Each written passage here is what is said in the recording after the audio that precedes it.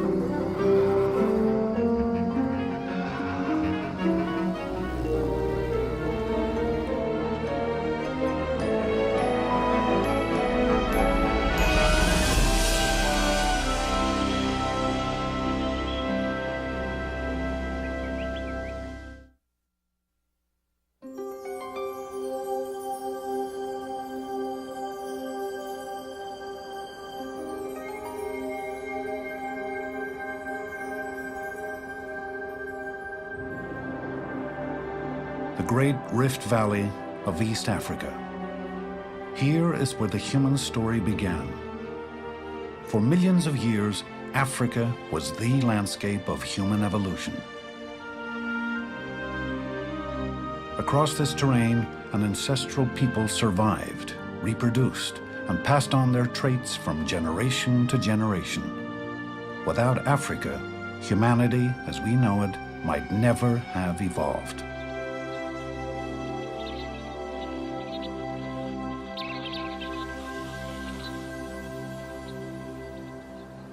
This is an area that was once inhabited by hominids before they were truly human. Now it's a site scientists visit to understand how people lived and what they thought about over 1 million years ago. Soon after the rains each year, Rick Potts leads a team that scours these badlands, finding stone tools and fossils.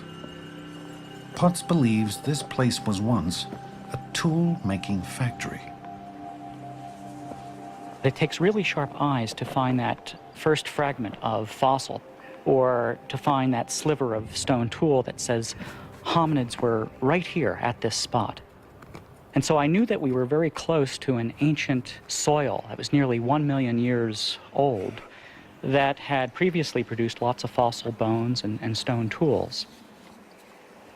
Okay. It turned out to be a hand axe, one of those stone tools that our ancestors made for a long, long time, hundreds of thousands of years.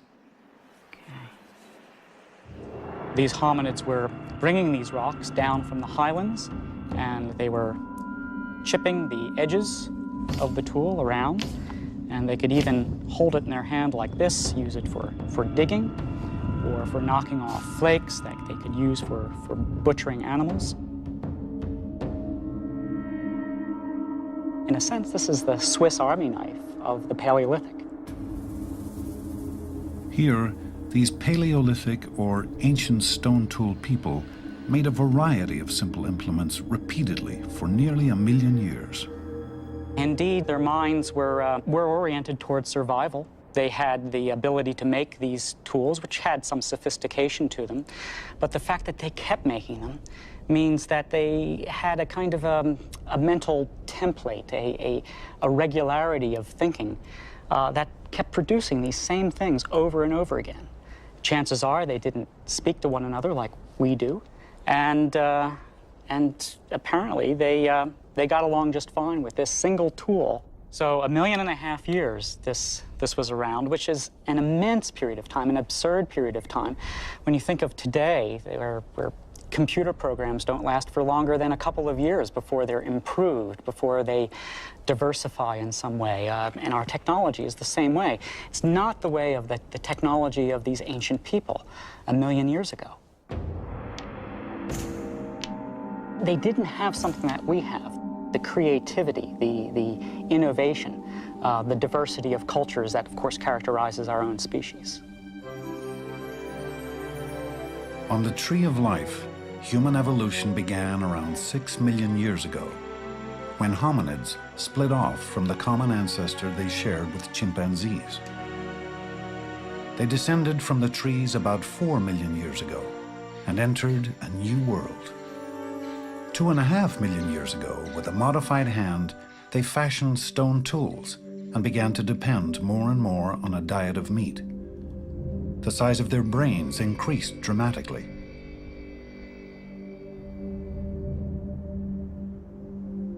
And about 2 million years ago, some began leaving Africa. These early travelers were successful for a while, but in the end, they all became extinct. It wasn't until about 60,000 years ago that the first truly modern humans, our ancestors, began leaving Africa. They were hunter-gatherers, foraging for food, living in small groups, roaming a wide landscape. But they were different from their predecessors. They had begun a revolutionary way of life. This lifestyle had emerged over millions of years through the multiple processes of evolution: mutation, selection, adaptation, competition, failure, punctuated by the occasional success. It was a story of evolution, of change over time, no different from the stories of so many other species. But in the end, it produced results new to the planet. Behavior changed very radically at around 50,000 years ago. This is someone who lived in Israel, let's say roughly 100,000 years ago, this skull. Now you might say, Israel, is that Africa? At the time, in a sense, it was. If you look at where Israel is today, Israel is on the very margin of Africa, and there have been times in the past when Africa expanded a bit ecologically and Israel was effectively incorporated in Africa. This is someone who looks very much like us. And I think if this person were alive today, if we put the flesh back on and dressed this person properly, we wouldn't see any significant difference. It would not be somebody who would cause you to cross the street if you saw this person coming at you from the other direction. And yet, this 100,000-year-old human did not behave like us.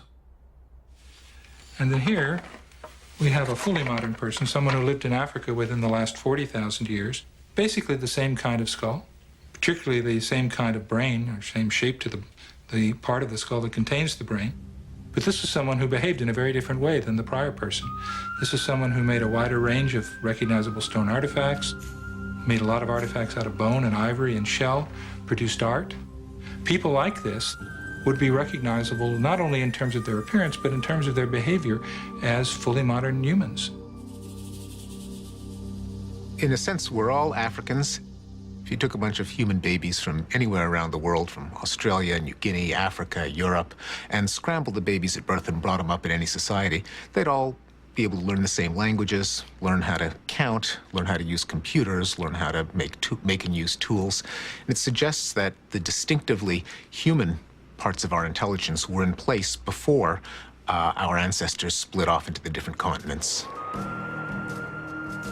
After leaving Africa some 60,000 years ago, this fully modern species headed east into Asia, and even to Australia.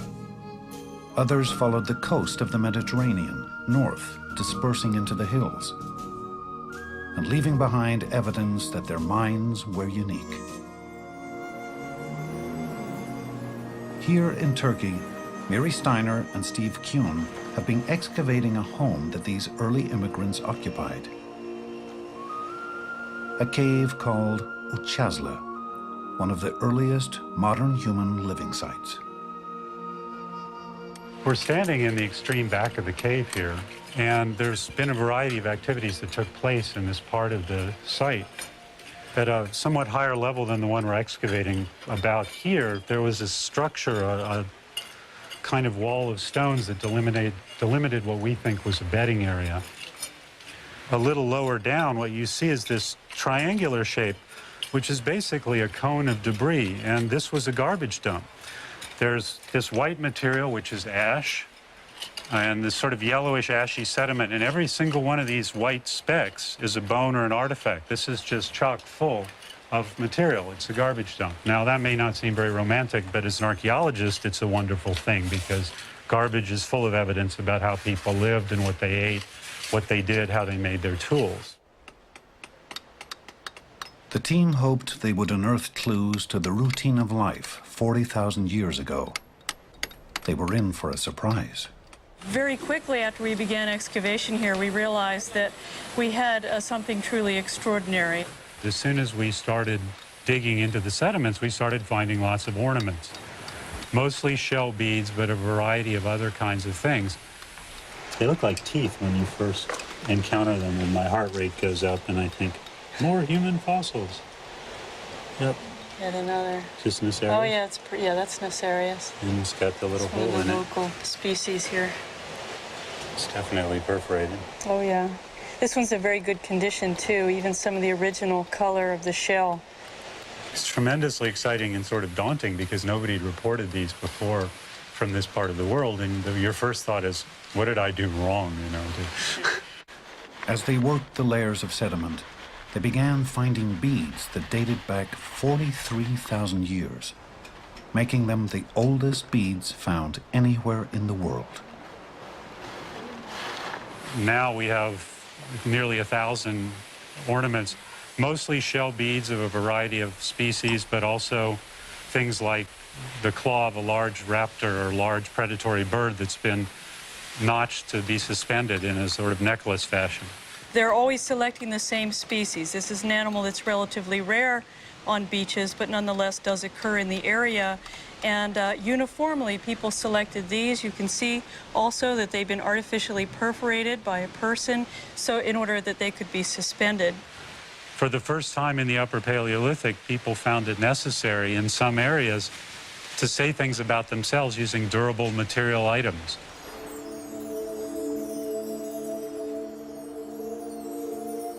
Durable items like beads are of no use for hunting, gathering, or protection.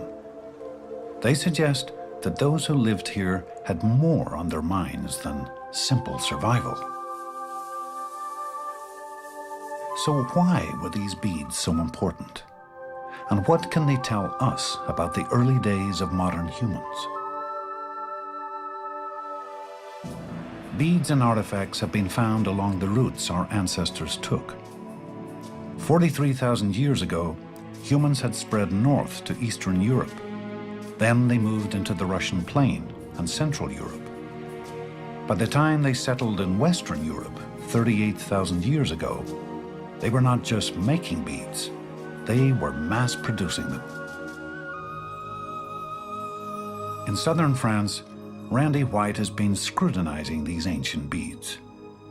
With powerful magnification, he can tell just how they were made, and he can reproduce prehistoric bead-making techniques.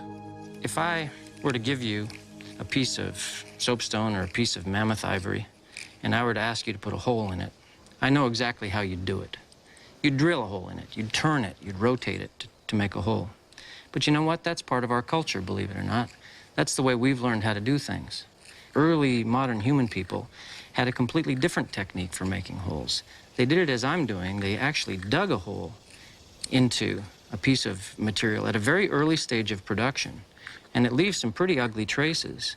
But because the process is one by which you grind and you polish afterwards, they were able to remove all of those ugly traces and to leave behind the tiniest of little openings. I've got a hole.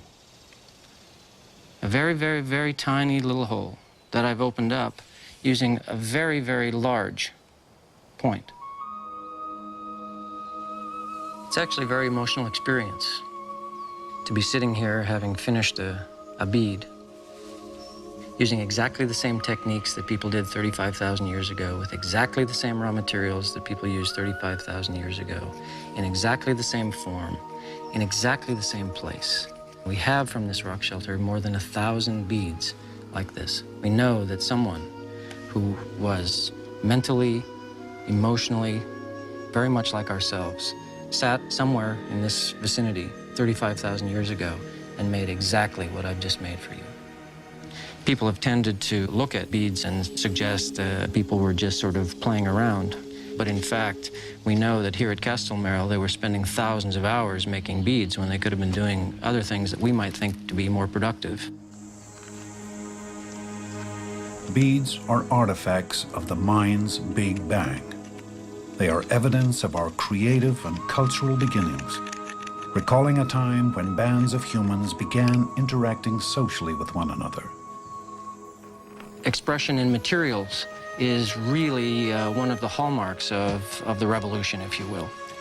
This is something really new on the horizon. This is people creating social identities that don't exist in nature. This is saying, I am a Cro-Magnon woman. I've given birth. I have a particular history. I have a particular status within my group. And anyone who's a member of that group will be able to see that at a glance by the fact that she's wearing certain kinds of animal teeth, certain kinds of beads. Her clothing is decorated in certain ways. It's a mode of visual expression, but it's expressing social relationships. And I think that's something clearly that's very new in human evolution. Humans using technology in the service of social identity. This was momentous.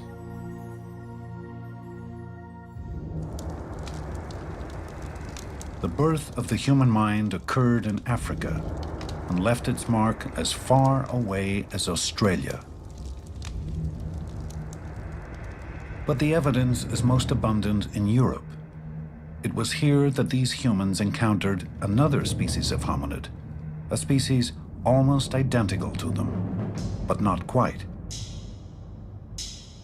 And it was this subtle difference that influenced who survived.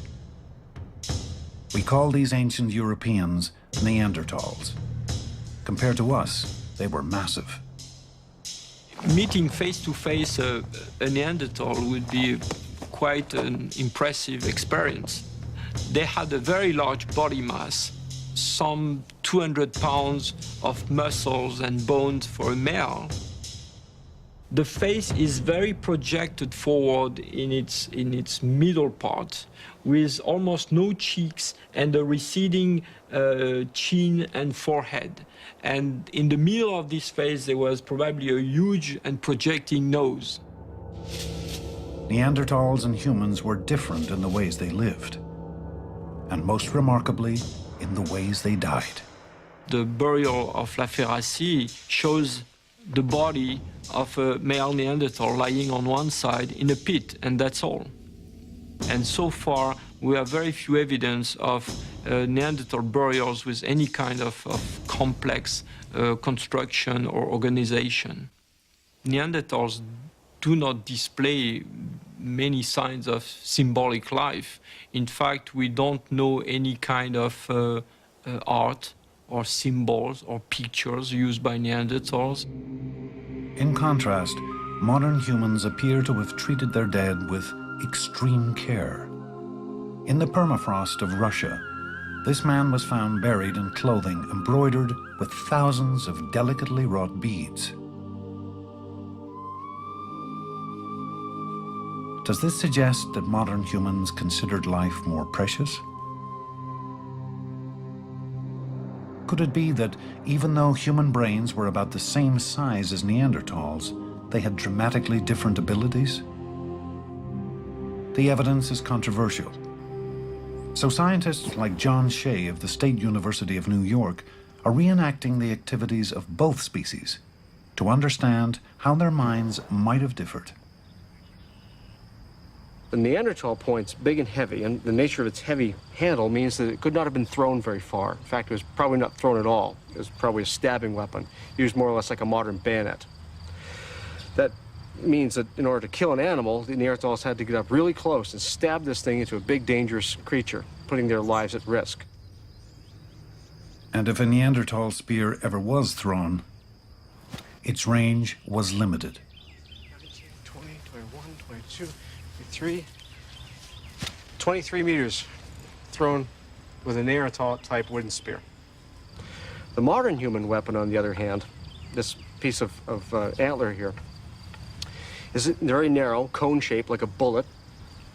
It's attached to a very narrow handle. And this suggests it was probably thrown from a great distance. Making the antler point takes hours and hours and hours. You have to soak the antler until it's just right, and then carve it by abrading it against a piece of sandstone, something more or less like this. You know, it takes a tremendous amount of patience to impose will, to impose design on this antler. It takes no great amount of time to impose one's will on stone. Stone's a very, very easy material to shape. The Neanderthal point could have been made in a matter of minutes. It's very, very simple when you know how to chip stone the correct way. Quick and dirty is the name of the game for Neanderthal technology. The next thing you want to do is see this ridge here, the way the ridge sticks up? Hold this up like I showed you, and then with your hammerstone, hit right there. On, and you'll undercut this whole mass and flatten the thing out. What I'm doing in teaching stone technology here is I'm trying to recreate the evolutionary environment. This is probably the way modern humans transfer these skills, is an older individual sitting around with younger individuals. You can share information. Neanderthals, we don't have any evidence of systematic teaching. It's probably something, they reinvented the wheel a lot. Beyond 50,000 years back in earlier antiquity, it's the same thing over and over and over again. That tells you there's not a lot of information being transferred, probably just imitation. But after 50,000, when the modern humans show up on the scene, every generation there's something new. Not simply to duplicate old technology, but to build on the experience, knowledge, and wisdom of elders. This, for modern humans, was a vital strategic advantage. Now stop. Now, technology could improve from one generation to the next. With this new invention, the spear thrower, a weapon could be launched even greater distances, reducing the hunter's risk. Neanderthals, 24 meters.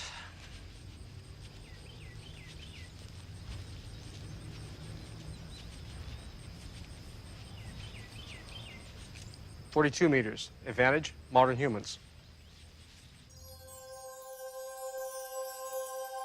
Improved technology suggests a great deal about a human's emerging ability to transmit information over great distances across time. These pictures are a way to communicate with someone else without this person being here. It can be at a far distance, or it can be in a far future. And this is what apparently Neanderthals did not do. Fossils tell us Neanderthals lived in small, often isolated pockets, largely cut off from other Neanderthals. For some reasons, when they could not survive longer in this spot, they would just move away. The picture we have of the upper Paleolithic modern humans in Europe is quite different. For modern humans, portable art may have served as a means of communication. some of it traveling hundreds of miles from where it had been created. It's very clear that these people were involved in nets of exchanges at long distance. They belong to a big entity, a big cultural entity, and it's very likely that Neanderthals did not have this at all.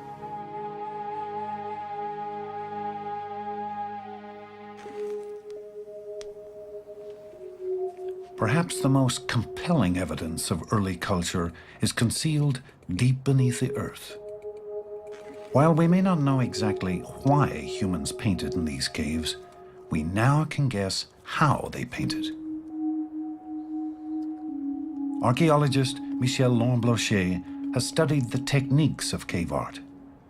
He thinks some of the images were rendered by a process he calls spit painting. Spit painting must have had very important symbolic significance. Through experimentation, he has been able to reproduce the technique of early artists. By mixing pigment with saliva, he believes they achieved a bonding compound that lasted long after the creators were gone. It's not at all like painting on canvas. It's quite different.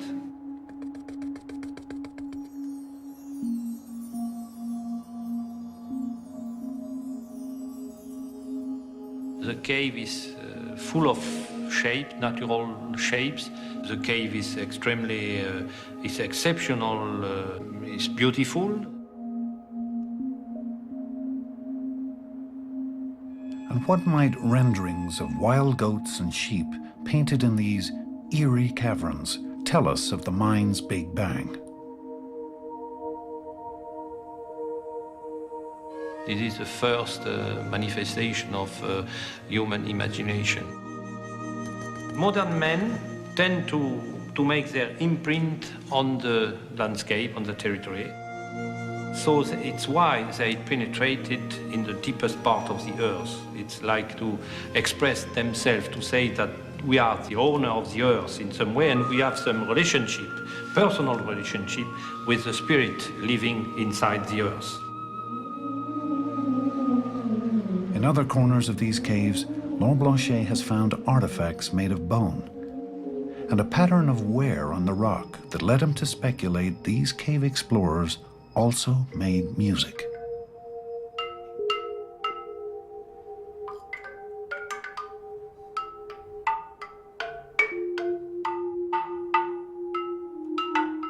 I have the feeling to be in a cathedral here, a big cathedral, an important cathedral.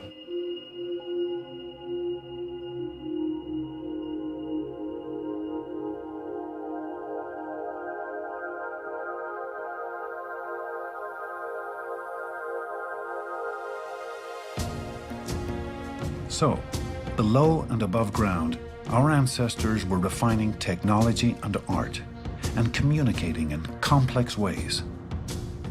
It appears as if these changes occurred rapidly. How could it have happened?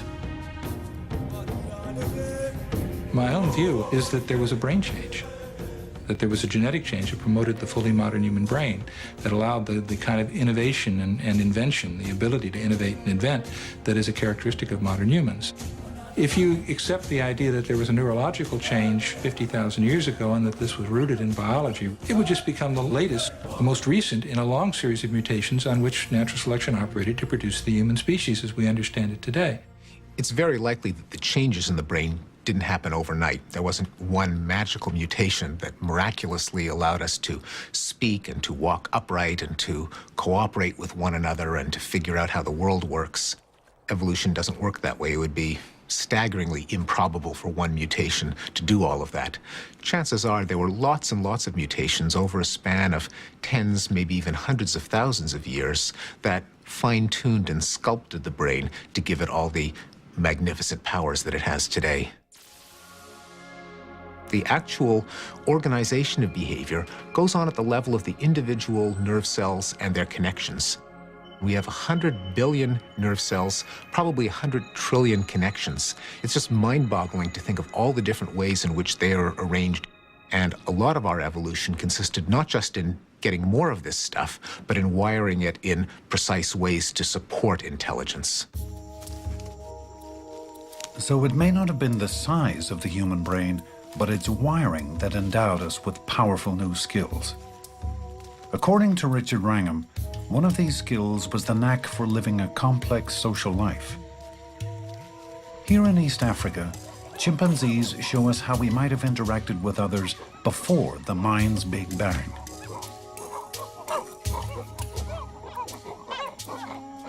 Social climbing is the one thing that really makes a male's world. But they do it not in just a one-to-one way. They're very sensitive to the interactions among each other. So if I have a friend that I am trying to impress, then maybe what I will do is to attack the enemy of my friend. And the enemy of my friend might be doing something like grooming with one of his friends. So I may detect the relationships among other chimps and manipulate them to my own advantage. What we share with the chimps is an ability to be very subtle in the way in which we can understand the meaning of an interaction that we see in terms of its threat to our own social standing.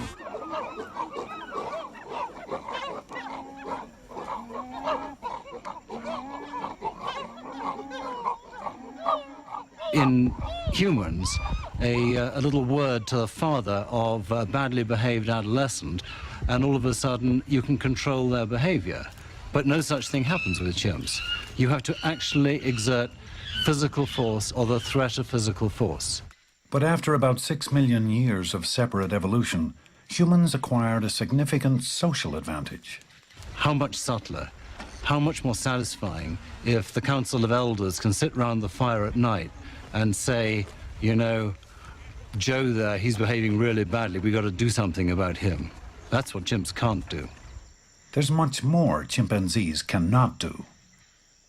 The University of St Andrews in Scotland.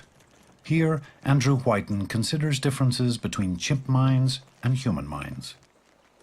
With unlikely tools, he and others have identified another critical advantage, and possibly a key to the human mind's stunning success.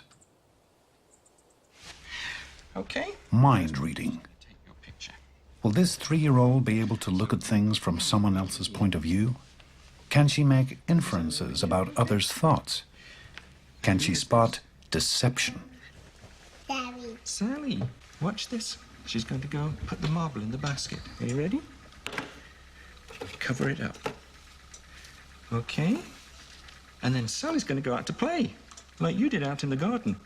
Ready? Off she goes.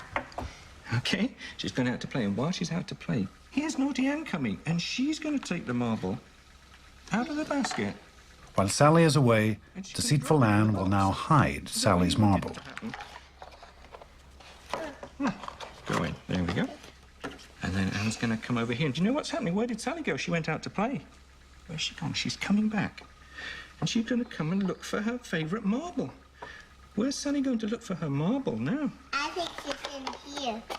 You think Sally's going to look in there? Why do you think she's going to look in there? I think it's find it. That's where it was. Through the age of 3, researchers have found that a child is unable to ascribe actions, motives, and beliefs to others. But by the age of 5, the child's brain has developed a capacity for stepping into someone else's mind. This is Sally. Sally is coming back from playing. And Sally's going to go and look for her marble. Where is she going to look for her marble? She's going to... where's she going to look? Basket. In the basket. Okay, shall we let her look in the basket? Yeah. Why did she look in the basket? Because the marble could have been there, but it wasn't. Okay, so where is the marble? Do you remember?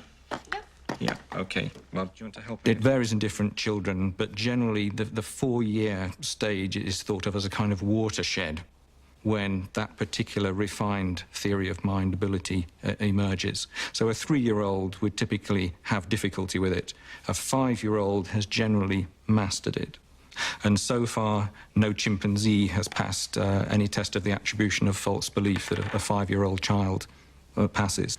I suppose, theory of mind, makes us as sublime as we are because we can feel for others so much, perhaps, you might say, on the one hand.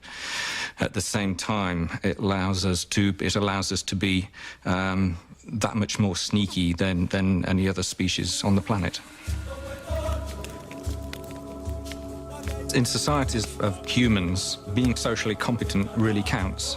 Being socially competent allows you ultimately to outcompete others, to gain better access to resources, the best mates. And in those kind of societies, it seems that brain can be more important than brawn.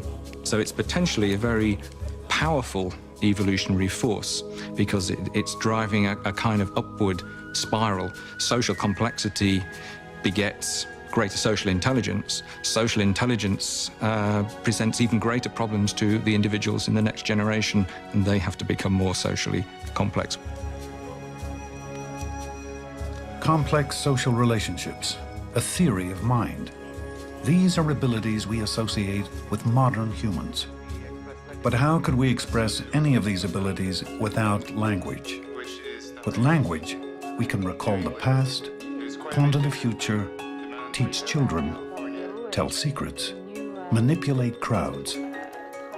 But imagine a world without language.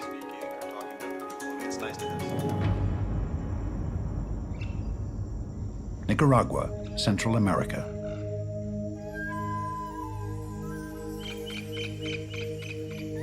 Managua. Here, as in other places of the world, there are those who hardly have any language at all. Maria No Name, Mary No Name. Deaf since birth, she has been isolated all her life, both from the people who could help her and from others with her disability. Her friend, linguist Judy Cagle, understands the depth of her isolation. The two can communicate just a little, using simple and primitive gestures. The first time I met her, she was missing the ability to tell me who she was. She was missing the ability to tell me how old she was. She doesn't know her name. In order to tell me who she was, she had to take me home and show me the papers and pictures of her family. We had to share a context. She can tell me things. I can show you a bit. She can tell me what happened to her father.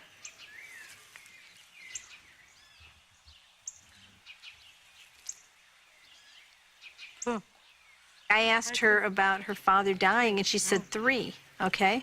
What 3 meant was he was shot 3 times. I know this from working with the other deaf signer, that she said he was shot in 3 places. And that's how her father died, right? Yeah. Right. And, you know, but 3 is just not enough to give me access to the information that I would have needed had I not had prior knowledge about that. Papa. Papa.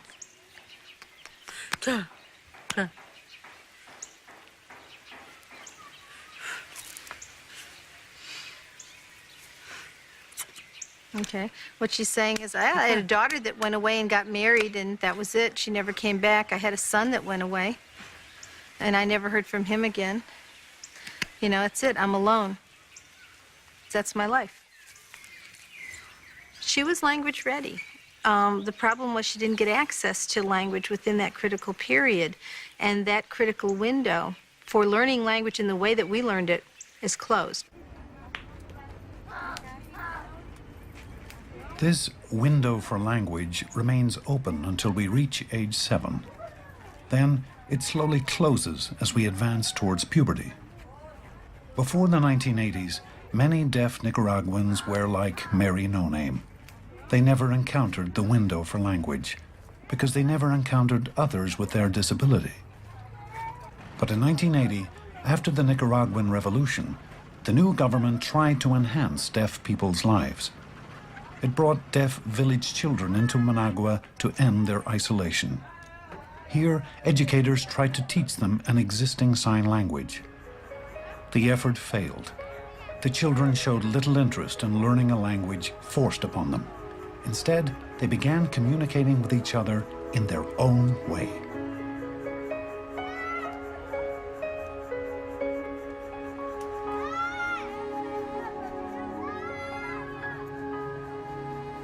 Judy Cagle was summoned from the United States to sort out the problem.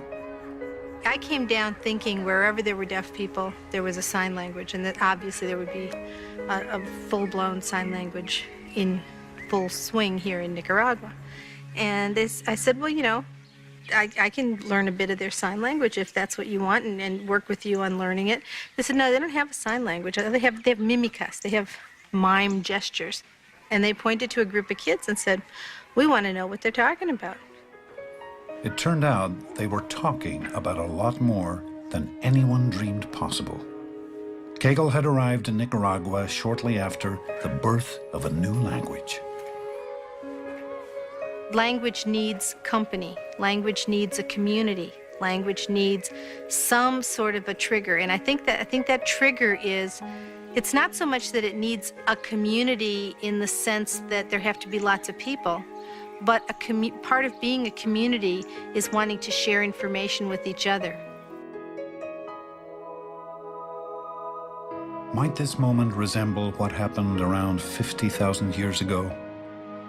The turning point that led to the explosion of human creativity?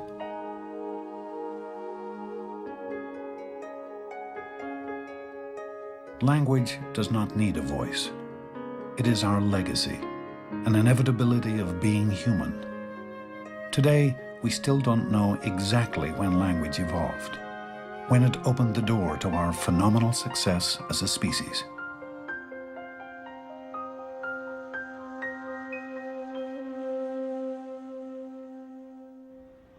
This is a verb reduplicated. But language, every language, depends on strict rules, all of them familiar. That's a role shift to man looking at the bird, then back to the man falling off the mountain, dreaming that he's going to fly like a bird. While many species can communicate, even vocalize, only human languages are driven by complex rules. Every one of our world's 6,300 languages has them. We call them syntax. In her isolation, Mary No Name never encountered syntax, but it is commonplace in the children's language. Syntax isn't the set of rules that you learned in your third grade grammar that you had to memorize so you spoke English the way you're supposed to. Syntax is, or language, the constraints on language are something that all human beings share. They're the constraints that are imparted to us by the fact that we share a single human brain. They are not just the constraints, but the ability to hierarchically organize information that allows us to construct sentences, novel sentences that have never been said before, that allows us to tell a story, that allows us to prophecy, that allows us to lie. I can surely communicate for communication's sake when I have syntax. Then I can truly use a language.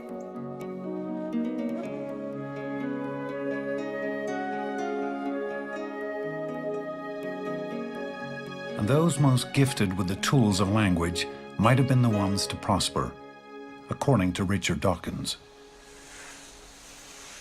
We don't know when language started, but as soon as language did start, it provided an environment in which those individuals who were genetically best equipped to thrive and survive and succeed in an environment dominated by language were the ones who left the most offspring. And that probably, in our forefathers, that probably led to an improvement in the ability to use language.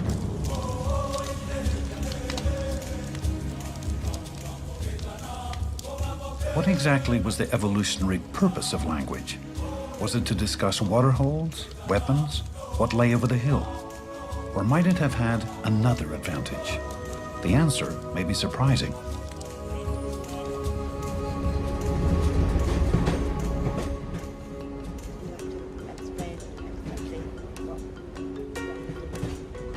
The kind of situations we're looking for to study language was just the sort of natural places where you would have a conversation, and a very informal, relaxed conversation with a friend. So we kind of looked in places like bars, trains, anywhere where you would kind of have a sort of a natural everyday conversation.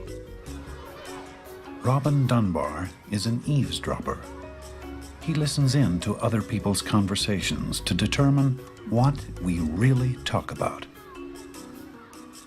I think the conventional view of all those who work on language, linguists and all these kind of people, is that language is about the transmission of technically complex information. This is what I kind of call the Einstein and Shakespeare version of language. And the answer is, oh no, it isn't. If you actually go and listen to what people talk about on a day-to-day basis, back there in their homes or on the street or over the garden fence, then it's about social relationships.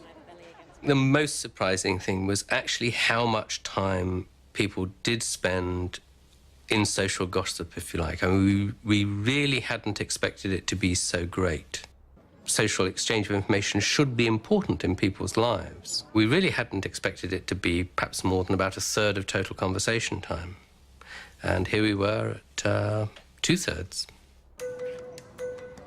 2/3 of all conversation, Robin Dunbar believes, is dedicated to gossip. Throughout human evolution, could nature have selected not just for the fittest, but for those with the most acute social skills? What language does, the bottom line, if you like, is it just allows us to hold big groups together. It's like a kind of opening a window of opportunity. Suddenly there's all sorts of other things you can do with it. Because you can use it to solicit information about third parties, so you can now see what happened when you weren't actually present at the time. And the problem all monkeys and apes have is if they don't see it, they don't know about it. They never will.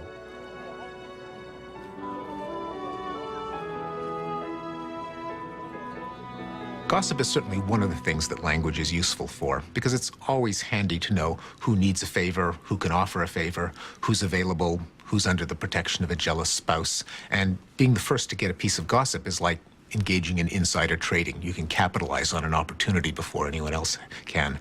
But language is useful for other things, for exchanging technical know-how. How do you get poison out of the gland of a toad? What's the best way to make a spear? Where are the berries? What's the best time of year to hunt? It's also good for one-on-one negotiations. If you give me some of your meat, I'll give you some of my fruit. There are all kinds of ways that language can be useful. Gossip, I think, is just one of them. Language, the force that created modern human culture, and that today tells us who we are, how we belong, and where we're bound. Language, according to Richard Dawkins, is also central to a new and powerful evolutionary force. As far as a human lifetime is concerned, the only kind of evolutionary change we're likely to see very much of is not genetic evolution at all, it's cultural evolution. And if we put a Darwinian spin on that, then we're going to be talking about the differential survival of memes as opposed to genes. Memes are ideas, habits, skills, gestures, stories, songs, anything which we pass from person to person by imitation. We copy them.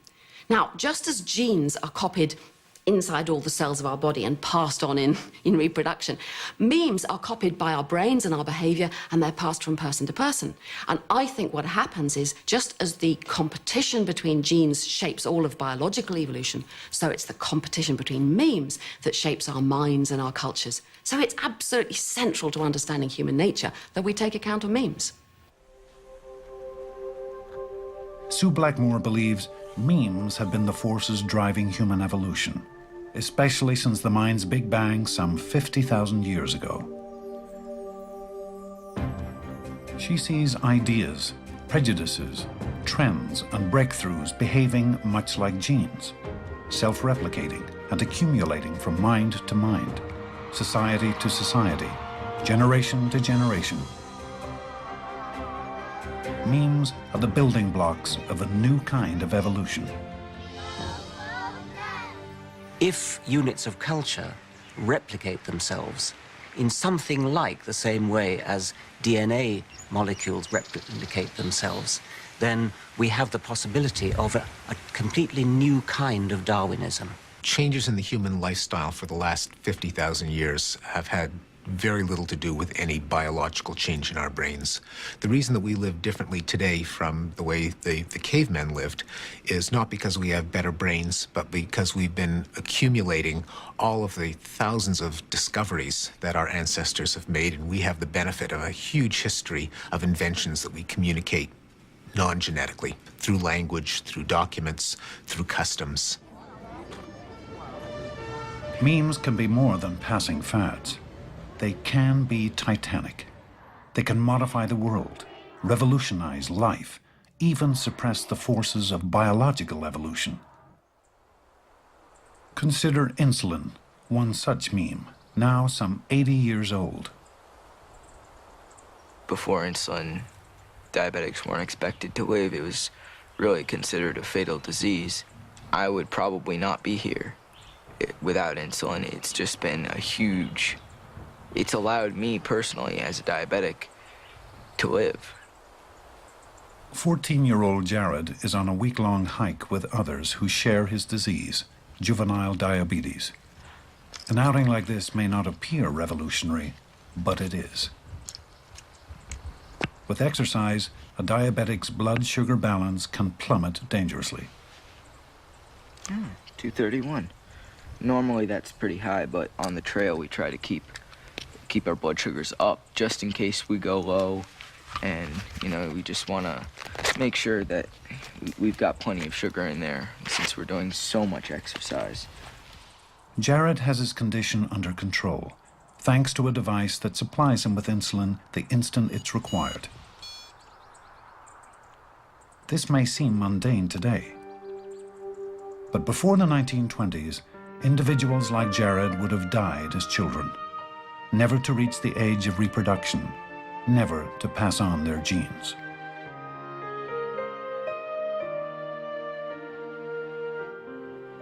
Now, young diabetics are no longer condemned to death.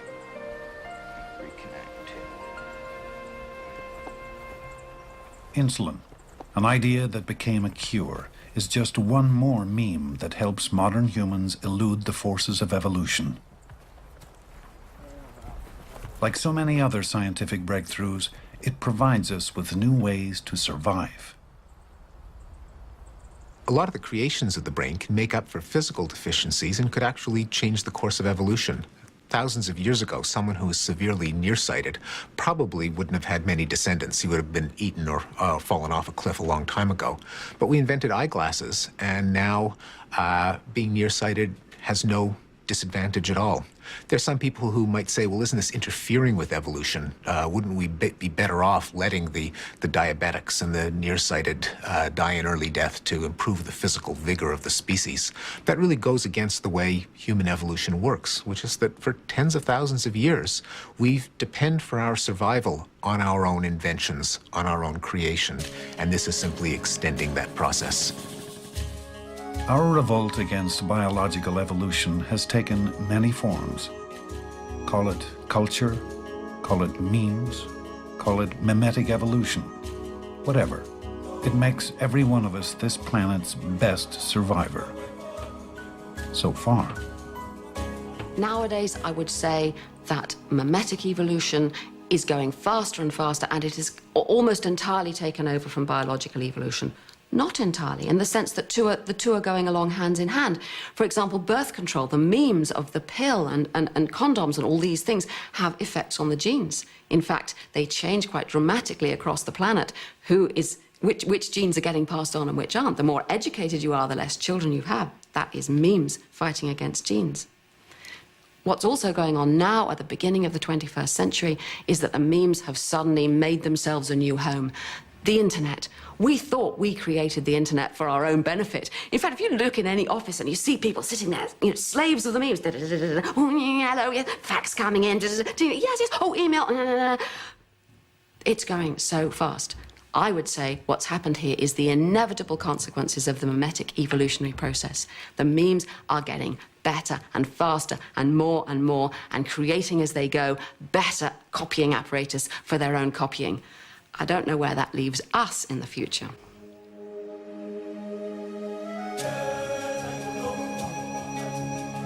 For our species, as for all others, biological evolution has been the primary engine of change. But since the birth of culture some 50,000 years ago, forces far more powerful have overtaken human evolution. The mind's Big Bang was the birth of a new kind of change, not of the body, but of ideas. For the future of humankind, evolution may be no more than what we make of it.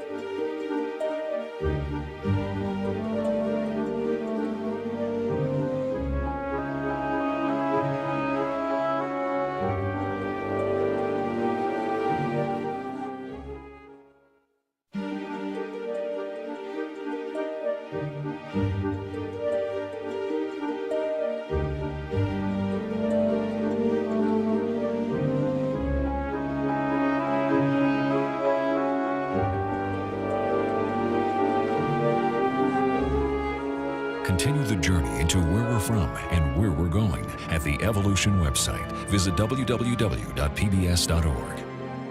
The 7-part Evolution boxed set and the companion book are available from WGBH Boston Video. To place an order, please call 1-800-255-9424.